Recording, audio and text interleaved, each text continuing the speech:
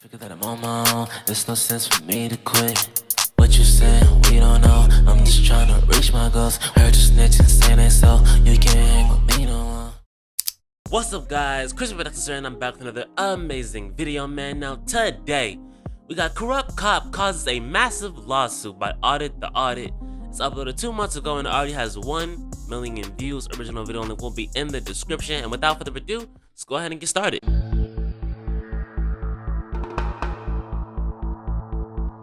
Audit the Audit.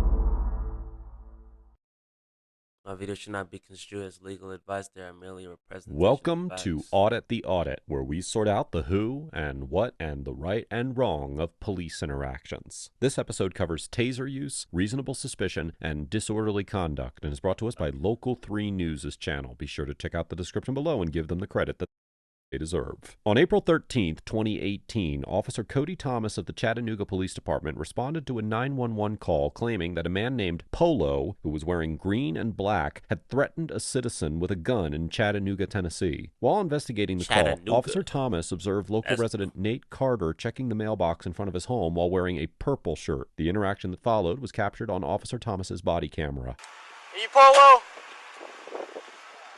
Now, what's your name?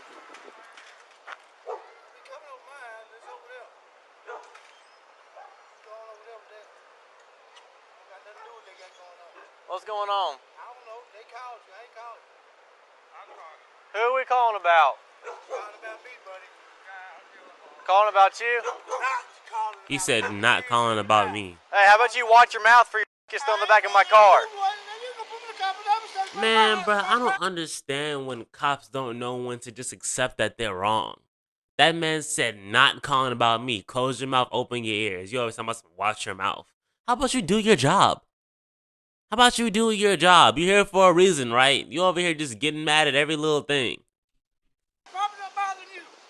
You go here talking about who am I, Polo? And I told you no. Hey, listen. Word. Yeah, listen, you been going. No, get your ass over here. You're now part of this. Come here. How is he a Come part here of right this? now. Come here. You can't look for what? I'll shoot your dog. You'll shoot the dog. Get over here now. Get over here right now. Why he got his gun? Taser deployed. Start me at 20. Yeah, he definitely need to get fired. He definitely need to get fired. He need to get fired. He need a DP, whatever they do in the police academy to lower your rank. And that's what he needs. He needs to be sweeping floors. He needs to be in there in the police department sweeping floors. Like, what in the world?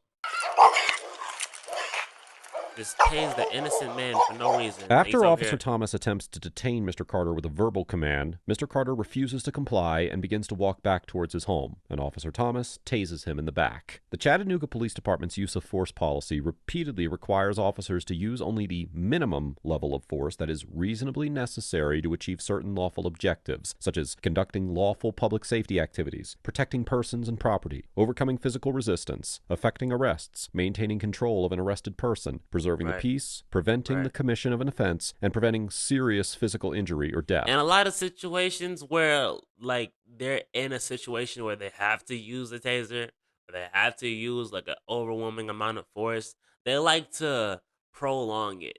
You know what I'm saying? Like, we've seen these videos where it's like, they could have been used their taser, but instead they're just freaking laying on top of the person for 30 minutes, telling them to stop moving over and over again instead of just not using the simple taser. You know what I'm saying? It's not all the time, but sometimes they do. You know what I'm saying? They're not so quick to act on this whole shoot first, ask questions later mentality. You know what I'm saying? And one can argue that literally this might have been just a race thing. You feel me? Because, like, he didn't even say nothing that he didn't do or say anything that warranted that. You know, he didn't do anything or say anything that warranted to be getting shot with a taser. So it's either the cop he has ego and power control issues, or he's racist. It's one of the two.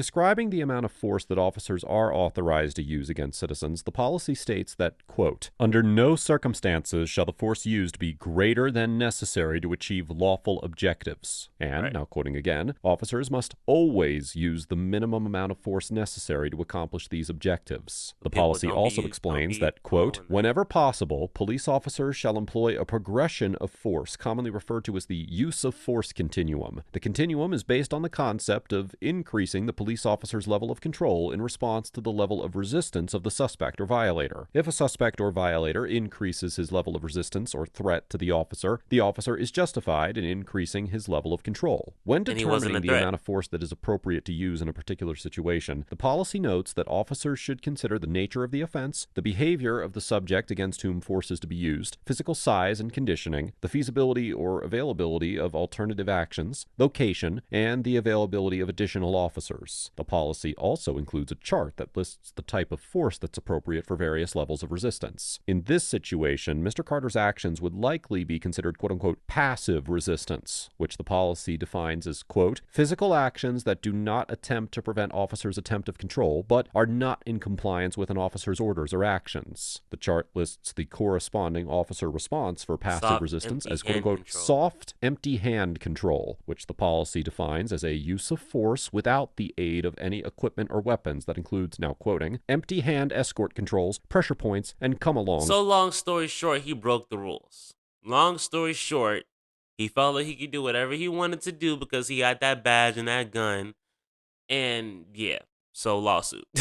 Have a minimal chance of inflicting injury. The use of a taser, also known as a conducted electrical weapon, or CEW, is not permitted unless the subject is engaged in quote-unquote defensive resistance, which the policy defines as, quote, physical actions which attempt to prevent officers' control, which are non-threatening in nature. Further, the policy specifically limits the use of CEWs to situations where verbal commands have failed to bring about the subject's compliance, the subject has exhibited so-called defensive resistance, and probable cause was established on the subject before they evaded or resisted the officer. Which it wasn't. Now, it should be He noted that the literally version was of the not even use of listening. force policy that's publicly available was not issued until June of 2020, about 2 years after this encounter occurred. However, assuming that a similar policy was in place at the time of this interaction, it is highly likely that Officer Thomas's decision to tase Mr. Carter was a violation of the Chattanooga PD's use of force policy, as Officer Definitely Thomas was. did not have probable cause to arrest Mr. Carter at the time he approached him, and Mr. Carter did not appear to engage in defensive resistance. Hey, show me your hands! Clear the air. He Start shot with the another car. taser. Suspect just went back in the house. He was not even a Get suspect. your ass out here. Show me your Literally, when he hands. first came out, somebody from another house said, I called you. Like, what in the world? Get your ass out here now. Get your ass over here now, or I'm gonna shoot your down. Get your ass out here now. Put your hands up. What are you doing to me with your hands up? Get your ass over here now. Show me. I mean, you gotta realize that you're dealing with a weirdo. You gotta realize you're dealing with a power freak, a control freak. And you gotta realize that he has a gun in his hand. I know you didn't do anything. I know you didn't do nothing. I know that you're innocent. But it's either he already done tased you, boy. He already tased you. So what does that mean? That means that he's stupid. That means that he doesn't know how to do his job. So what makes you think he won't shoot you? Right here. And say he was in fear for his life. Like everybody else does. What makes you think he won't do that? What makes you think he won't run up them stairs and you know what I'm saying? Like, you just threatened to shoot the dog. You want him to kill your dog? At this point, it's best that you just go ahead and do what he says. Y'all forget, this is still the white man's world.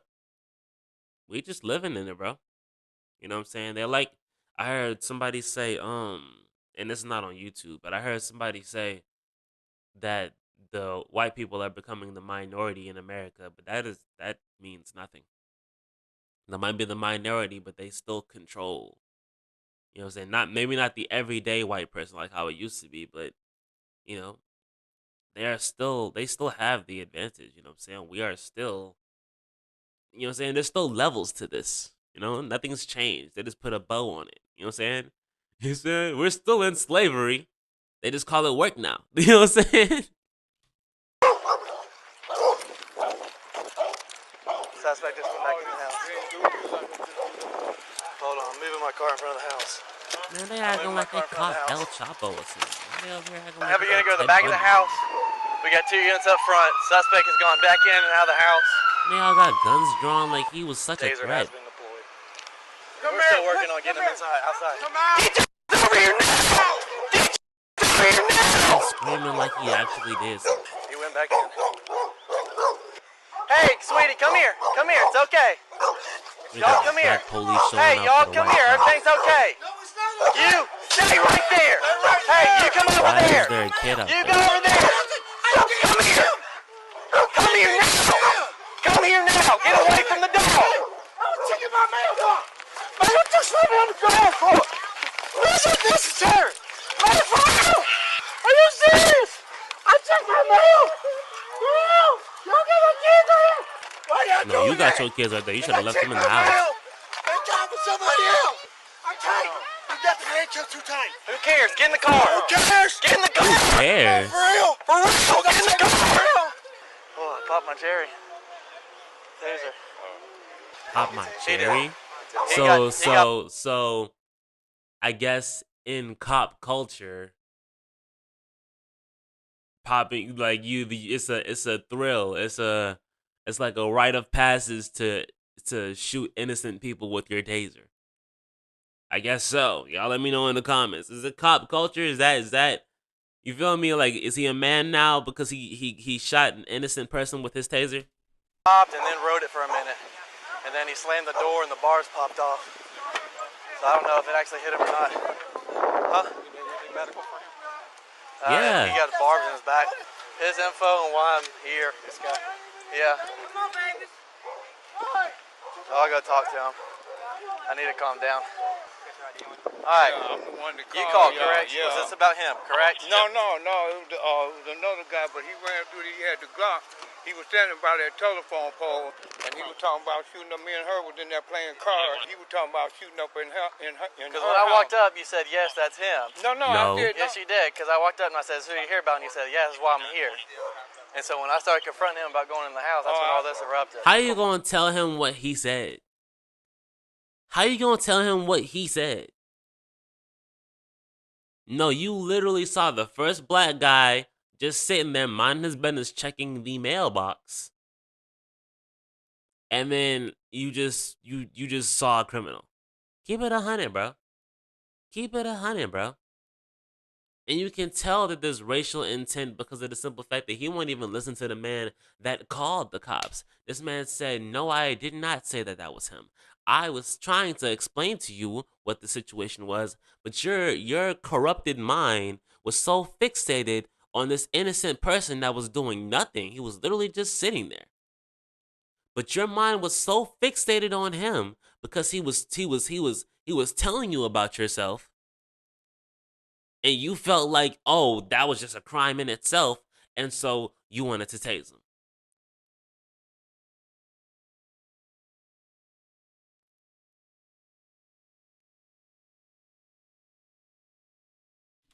You started going toward him to the steps. I was hollering, that's not him.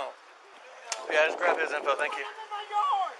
I pulled up here, and he was standing out in the middle of the road. And I was No, he like, wasn't. well, I'm guessing this guy could be it.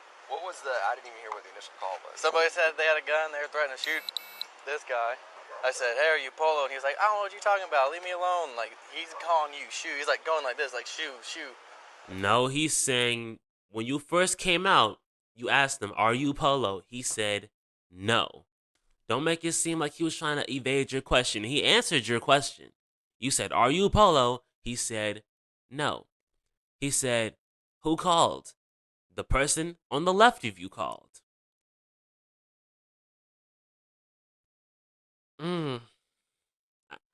I can't even like get mad because like you expect this. You know what I'm saying? You expect this.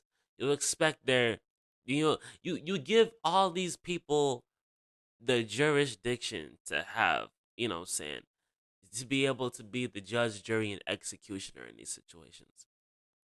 You know what I'm saying? I know that's not how it's supposed to be. When you give a man a gun and you give a man a badge and you tell him go patrol the streets like he's Batman. You go tell him go patrol the streets like he's Batman. You know what I'm saying? He gonna feel like he can do something crazy. So you expect it. But at the same time, it's like, what? And I was like, well, I'm trying to figure out why I'm here. And he's like, he called you, not me. Now go deal with him. I asked him, like, what is your name? He made some comment. I said, what? And he said, how about you open up your ears and shut your mouth? And then so I asked him for his ID, and he was like, man, what you talking about? Leave me alone. Well, in my mind, that's the guy who has the gun. I said, how about you come over here? How is that the guy that had the gun when no one even told you that? Everything about the situation told you, no, that's not the guy. But I hope he gets fired, bro. He's like, no, I'm going back in my mouth. Or going back in my house. He kind of stepped towards me and started walking back in the house. So I'm thinking he's going to go do something with the gun. So I tased him right in the back. He rode it for a solid 3 seconds. And then tripped up the stairs. And then he came back in the house. And so I pulled my car to where I can get behind it. So I didn't know if he was going to come back out and try to shoot. And then he came back out. But he was like still hiding behind the door. So I was like, he has a gun in his hand and something bad's about to go down. That's when he kept going in and out, in and out. Y'all walked up and his girls walked out. One's a boy. Oh, was it? Officer Thomas summarizes his encounter with Mr. Carter, claiming that he saw Mr. Carter standing in the middle of the road and thought, and I'm quoting, "I'm guessing this guy could be it." In the landmark 1968 decision of Terry versus Ohio, where the Supreme Court first established that officers may briefly detain individuals based on so-called reasonable suspicion of criminal activity, the court explained that in evaluating the reasonableness of a particular seizure in light of the particular circumstances, quote, "It is imperative that the facts be judged against an objective standard. Would the facts available to the officer at the moment of the seizure warrant a man of reasonable caution in the belief that the action taken was appropriate? Anything less would invite intrusions upon constitutionally guaranteed rights based on nothing more substantial than inarticulate hunches, a result this court has consistently refused to sanction." The court also noted that, now quoting again, "Simple good faith on the part of the arresting officer is not enough. If subjective good faith alone were the test, the protections of the Fourth Amendment would evaporate, and the people would be secure in their persons, houses, papers, and effects only in the discretion of the police." The Supreme Court further articulated the definition of reasonable suspicion in the 1981 case of U.S. versus Cortez, stating that, quote, "The essence of all that has been written is that the totality of the circumstances, the whole picture, must be taken into account. Based upon that whole picture, the detaining officers must have a particularized and objective basis for suspecting the particular person stopped of criminal activity." The court then identified two elements that must be present for a stop to be permissible under the Fourth Amendment: that the assessment was based upon all of the circumstances, and that the circumstances must, now quoting, "raise a suspicion that the particular individual being stopped is engaged in wrongdoing." Although the Sixth Circuit Court of Appeals held in the 2015 case of U.S. versus Chambers that, quote, "a suspect's presence near the location of a reported crime can be a salient factor giving rise to reasonable suspicion," in this situation, Mr. Carter did not match the description of the suspect, who was reported as wearing a green shirt. And the victim claimed that he told Officer Thomas that Mr. Carter was not the perpetrator. As such, even if Officer Thomas had a good faith belief that Mr. Carter was the suspect, it is likely that a court would conclude that the circumstances did not provide him with the objective, reasonable suspicion necessary to detain Mr. Carter. Exactly. That white one, he said, the dog will bite. And I was like, oh, shoot your dog. Mom is in They're laughing. the kids. All right, so you hang out with the kids.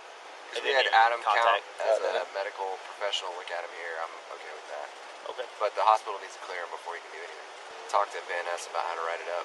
Say I feared for my life. The way you described it. Say I feared for my fine, life. But make sure you, exactly how you described it to me, it needs to be written down. So what are you charging him with so I can tell his wife? Disorderly and resisting. Okay. And if Van Ness could help me with make up anything else.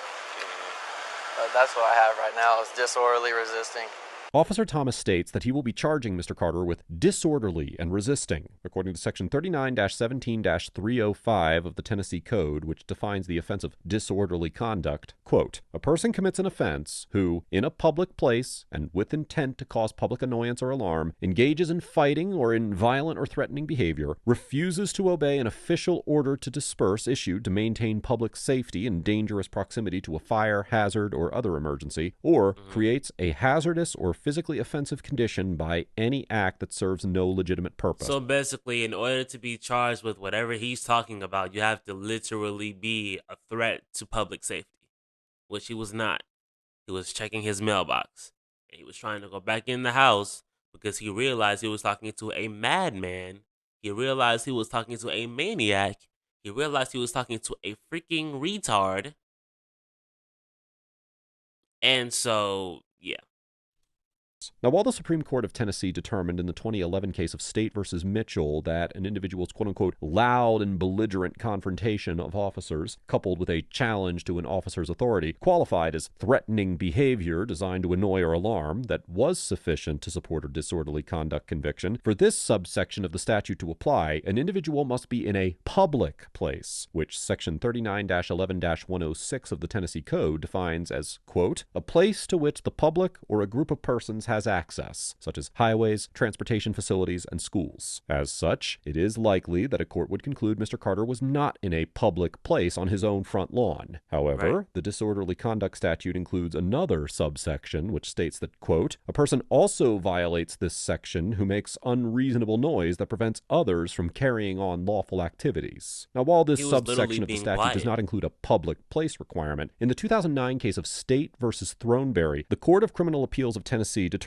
that the fact that an individual repeatedly yelled at a police officer was insufficient to sustain a disorderly conduct conviction because there was no evidence showing that the yelling interfered with the officer's ability to conduct an investigation or any other lawful activities. As we discussed earlier in this episode, Officer Thomas likely did not have reasonable suspicion to detain Mr. Carter, and he would have been able to continue his investigation of Polo if he chose to do so. As such, it seems improbable that a court would determine that Mr. Carter could be convicted of disorderly conduct under either subsection of the statute. As for the resisting charge, under Section 39-16-602 of the Tennessee Code, quote, it is an offense for a person to intentionally prevent or obstruct anyone known to the person to be a law enforcement officer, or anyone acting in a law enforcement officer's presence and at the officer's direction, from effecting a stop, frisk, halt, arrest, or search by using force against the law enforcement officer or another. The statute also clarifies that, now quoting again, it is no defense to prosecution under this section that the stop, frisk, halt, arrest, or search was unlawful. And Section 39-11-106 of the Tennessee Code states that, quote, force means compulsion by the use of physical power or violence and shall be broadly construed to accomplish the purposes of this title. It is highly unlikely that a court would conclude that Mr. Carter's conduct in disregarding Officer Thomas's orders and retreating into his home would constitute a use of force under this statute, as the Tennessee Court of Criminal Appeals noted in the 2013 case of State versus Martin that the force element for a resisting charge was not met when an individual ignored several commands to stop and continued to walk away from an officer. Likewise, Mr. Carter did not appear to actively resist handcuffing in body camera footage, but if he did make any movements that could be construed as struggling against handcuffing, Section 39-11-611 of the Tennessee Code permits individuals to use force in self-defense if, now quoting, the law enforcement officer uses or attempts to use greater force than necessary to make the arrest, search, stop and frisk, or halt. Accordingly, Mr. Carter would be able to attempt to defend himself against the charge by arguing that the officers were using excessive force to detain him. I didn't figure out. Do you have any of this information? Could you pull that up? I have it. Harbinwell? And the crazy part about this entire interaction is the fact that the person who actually was the perpetrator and the person who actually was, threatening the family, they're gone. This officer could have literally did his actual job and went to go find whoever he was actually looking for, but because he's a 3-year-old at heart, and because he just can't see past his own ego, here we are. Hey, he didn't have his wallet on him. I have no idea who this guy is. Maybe he'll tell you if not. You don't even know who he is. But he's in the back of your car. We're gonna take you to Erlanger. What? No, I have a kid, buddy. Mama's coming to take him. Why you taking me to Erlanger? Because you got tased. Is this where you taking me to jail? Yep. For what? Disorderly and resisting. I didn't resist arrest. Man, I came outside to check my mail. I had nothing to do with what was going on over there. How the hell I go to jail but jump outside to check my mail? Are you serious? I'm serious. For real? Has a heart attack. You don't care about nothing but your personal agenda. Trying to save you. You had no reason to even talk to me. You weren't called to my address. You had no right to stop or detain me. What law was I breaking? What nothing? You did not give me any statute code of my Fourth Amendment right to tell me why you were stopping me. I mean, go on, bro. Take me to jail. I will. Make sure you come to court. I will. He's pissed too. I know he's pissed. Come on. Is it safe to come out? I don't want to get assaulted again. I'm going to get my mail. Right. Go to jail for getting your mail. After his arrest, Mr. Carter was charged with disorderly conduct and resisting arrest. But on November 2nd, 2018, both charges were dismissed. A complaint was filed with the Chattanooga Police Department, and the internal affairs investigation found that Officer Thomas had used force outside of the department's standard guidelines, submitted official reports that contained false and misleading information, showed willful indifference to complaints of a prisoner, and displayed behavior and used language during his interaction with citizens that was unnecessary and unprofessional. As a result of these violations, Officer Thomas received an 80-hour suspension in November of 2018 and then returned to the force. On April 2nd, 2019, Mr. Carter... How long is 80 hours? 80 hours.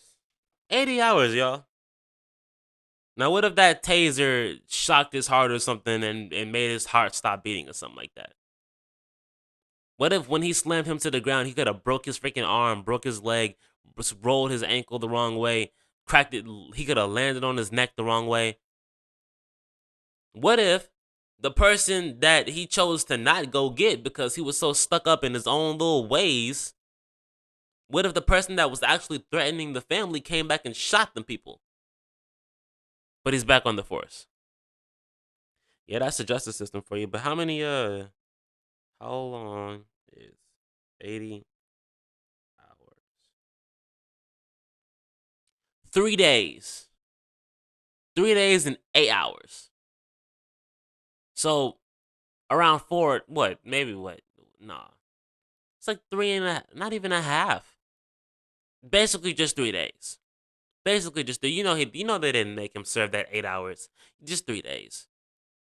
Back on the force Monday. Back to work. He just got a weekend off? Oh, okay, he went to go hang out with his family. What? Probably went to go bowling. Smoke a cigarette. Felt good about himself. Back on the force. This is America. Filed a lawsuit in the Circuit Court for Hamilton County, Tennessee, which was later removed to federal court. The complaint asserted claims including excessive force, malicious prosecution, false arrest, assault, and battery, and requested $1 million in compensatory damages and $2 million in punitive damages. On November 19th, 2019, the case was dismissed after the claims were settled for an undisclosed amount. Overall, Officer Thomas gets an F for unreasonably deploying a taser on Mr. Carter in likely violation of department policy, maintaining an aggressive and belligerent demeanor throughout the encounter, and misrepresenting essential details regarding the incident, such as claiming that Mr. Carter was in the middle of the road when he was clearly at his mailbox when the body camera footage began. Although Officer Thomas claimed to believe that Mr. Carter was the suspect reported in the 911 call, I find this contention dubious, particularly given that Mr. Carter was wearing a purple shirt rather than a green one, and both Mr. Carter and the victim informed Officer Thomas that Mr. Carter was not the perpetrator. Rather, it seems more likely that Officer Thomas reacted to perceived disrespect from Mr. Carter, as evidenced by the fact that he told Mr. Carter, and I'm quoting, "You're now part of this," after he made comments that Officer Thomas did not seem to appreciate. The truly unhinged behavior exhibited by Officer Thomas during this encounter demonstrated a propensity for both violence and dishonesty, and I seriously question whether a 2-week suspension was sufficient to address these underlying underlying no issues. 2 weeks. That was Mr. 3 Carter days. gets an A-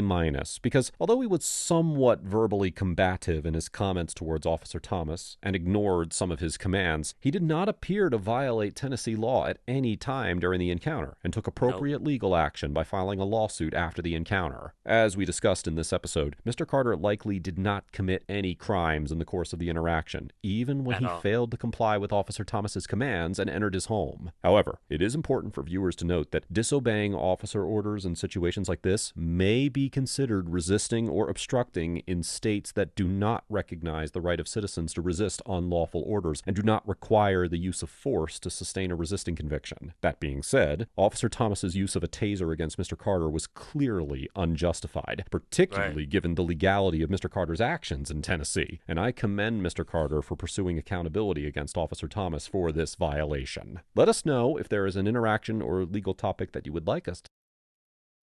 Oh, man, bro. These cops gonna do what they want to do, bro. These cops gonna do what they want to do if they feel like doing it, bro. If they feel like doing it, man. I went through a situation where I was in the car with my mom. She was driving, taking me home from work. Cop pulled us over, talking about something we was speeding. We was going 60 miles an hour. But our Toyota has a freaking speedometer on it that shows us how fast we've been going in like the past day or week or something like that. We pull it up, bro. We were only going like 40 miles an hour, which was the speed limit, or maybe 30 something. My mama drive like a grandma. She don't, you feel me? Like speeding is out the question. I've never seen her go past 60. I've never seen her go to 60. Let's go on a highway on a road trip or something like that. You know what I'm saying? Like, these cops gonna do what they want to do. They're gonna say what they want to say, and it's up to you. You got to deal with it in court, bro. It's just how it is, man. That's why the best way to do it, bro, you're gonna have to treat these cops like they have the power that they actually do have, bro. I know it sucks to be like, I don't want to. You feel me? Like the pride gets in the way, but I say this in every video. That pride gonna get you killed dealing with these cops, bro. The only reason that man got arrested was because of his pride, bro. That man said, "Shut up and open your ears." That's why he got arrested. He did not get arrested for breaking any rules. All he had to do is say, "I'm not Polo," and then that would have been it. I'm not that person. I'm not him. And the truth would have unveiled itself as time went on. But because of the fact that he showed an attitude, and because of the simple fact that, you know, he made the officer upset, now he's in handcuffs. And that's not supposed to be what it is. That's just how it goes. And I bet you if he was a white man, he probably would have been let slide. That was an old white man talking crazy. That man wouldn't have did all that. Y'all know it. If that was an old white man country, you get out of my lawn. That cop wouldn't have did all that. But it's a black man talking crazy to a white man, so of course that happened, bro. Of course that happened. You know what I'm saying? But it is what it is, man. If you guys like this video, I think it's pretty cool. Leave a like, comment, and subscribe. Turn on the post notifications, man. Share this video with all of your friends. Until next time, guys. Peace. Back against the wall, I never fall. I'm trying to get involved. All the haters get dissolved. Yeah, I know I piss them off. Run up on your whip and throw a cocktail, Molotov. Shawty say I'm super suave. I'm like, that's my brother name. This ain't no Nintendo 64, the girl, I'm not a game. People told me they would be there for me, but they never came.